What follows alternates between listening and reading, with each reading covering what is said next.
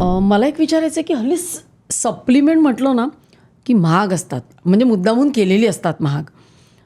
आता हे म्हणजे सगळं गुणकारी आहे, ह्याच्यात एक घेतलं की तुमचं सगळं भागतं. तर हे महत्त्वाचा प्रश्न, हे महाग आहे का?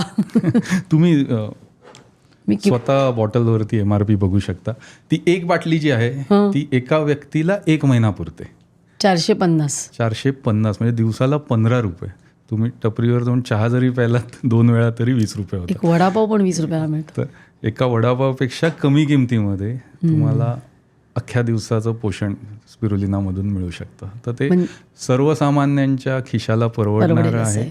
आणि मुळात असं आहे की इथेच आपल्याकडेच पिकल्यामुळे आणि लोकांपर्यंत ते पोचवता आल्यामुळे अतिशय रास्त दरामध्ये आपण ग्राहकांपर्यंत ते पोचवू शकतो. आणि हे लाडू कुठे मिळतील, म्हणजे जर आपल्या प्रेक्षकांना घ्यायचे असतील तर? कॅप्सूल्स आणि लाडू हे दोन्ही ही माझं स्वतःचं ई-कॉमर्स प्लॅटफॉर्म आहे, त्याच्यावर मिळेल. त्या वेबसाईटवरनं ते घेऊ शकतात. आम्ही सुरुवातीला काही दुकानांमध्ये ठेवून बघितले होते, पण मुळातच स्पिरुलिनाबद्दल कोणाला फारसा अवेअरनेस नसल्यामुळे हे काय आहे हेच लोकांना माहीत नव्हतं. आणि ज्या दुकानात आम्ही ठेवले होते, जेव्हा तो दुकानदार सांगायचा 1 लाडू खा तुम्हाला दिवसभरात सगळं न्यूट्रिशन मिळेल, तर त्याच्यावर कोणी विश्वासच ठेवला नाही.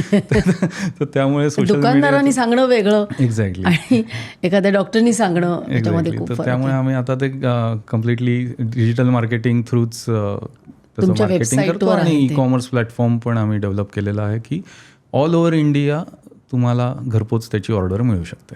तर हे मला असं ते लाडू वगैरे म्हणजे एकदम असं खूप इंडियन आणि महाराष्ट्रीयन असं वाटायला लागलं.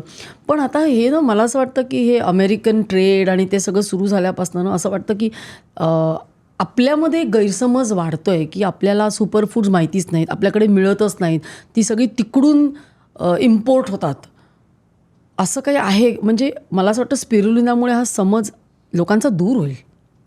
नक्कीच. मुळात सप्लिमेंट्स आपण घेतोय म्हणजे हे काहीतरी पाश्चात्य फॅड आहे हा लोकांचा समज असतो. आणि लोक असंही म्हणतात की आपलं भारतीय जेवण हे परिपूर्ण आहे, त्याच्यासाठी वेगळं सप्लिमेंट घ्यायची गरज नाही. पण मग अशी जसं आपण बघितलं की बऱ्याचशा फळभाज्यांमध्ये न्यूट्रिशन कमी झाल्यामुळे जी खरोखर गरज आहे शरीराची ती आपल्या रोजच्या जेवणातनं पूर्ण होत नाही.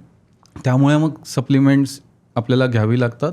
मग कुठले तरी सिंथेटिक सप्लिमेंट्स घेण्यापेक्षा किंवा फॉरेनमधनं इम्पोर्ट केलेली सप्लिमेंट्स घेण्यापेक्षा हे इथल्या मातीतपेक्षा पाण्यात पिकलेलं जे शेवाळं आहे त्या इथल्या पाण्यात जी शेती झालेली आहे, तर कम्प्लिटली नॅचरल आणि भारतीय असा हा सप्लिमेंटचा पर्याय लोकांना अवेलेबल आहे. तर म्हणजे सिंथेटिक सप्लिमेंट्स घेण्यापेक्षा तुम्ही निश्चितच शाकाहारी आणि नैसर्गिक असलेलं स्पिरुलिना हा सप्लिमेंट म्हणून पर्याय निवडू शकता. खूपच छान. म्हणजे मला स्वतःलाच माहीत नव्हतं की स्पिरुलिना इतकं गुणकारी आहे. आणि असं वाटतंय की सब दुखो की एक दवा आहे. म्हणजे आहेत क्लिनिकल ट्रायल्स आहेत, त्याच्यावर स्टडीज आहेत. मी सुद्धा आता परत जाऊन गुगलवर बघीन की काय काय त्याचे स्टडीज झालेले आहेत. तुम्ही इकडे आल्यामुळे म्हणजे खऱ्या अर्थाने, म्हणजे असं म्हणण्यासाठी नाही, पण मला बरंच काही कळलं. आणि मला स्वतःला हेल्थ, वेलनेस, न्यूट्रिशनमध्ये भयंकर इंटरेस्ट आहे.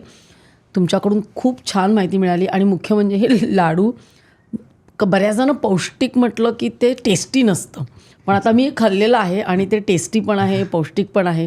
त्यामुळे थँक्यू सो मच. तुम्ही इकडे आलात, बरंच काही माहिती दिलीत आणि छानसं लाडूचं पण मला खायला मिळालं. सर्व काहीतर्फे खूप खूप धन्यवाद. सर्व काहीसारख्या लोकप्रिय प्लॅटफॉर्मवर तुम्ही स्पिरुलिना हा विषय घेतलात आणि आपल्या माध्यमातून जास्तीत जास्त लोकांपर्यंत स्पिरुलिनाबद्दल अवेअरनेस होईल याच्याबद्दल मी सर्व काहीच्या सर्व thank you so much. Thank you so much. ही क्लिप शेवटपर्यंत बघितल्याबद्दल खूप खूप धन्यवाद. संपूर्ण एपिसोड बघण्यासाठी खाली दिलेल्या लिंकवर क्लिक करा आणि सर्व काही चॅनलला सबस्क्राईब करायला विसरू नका.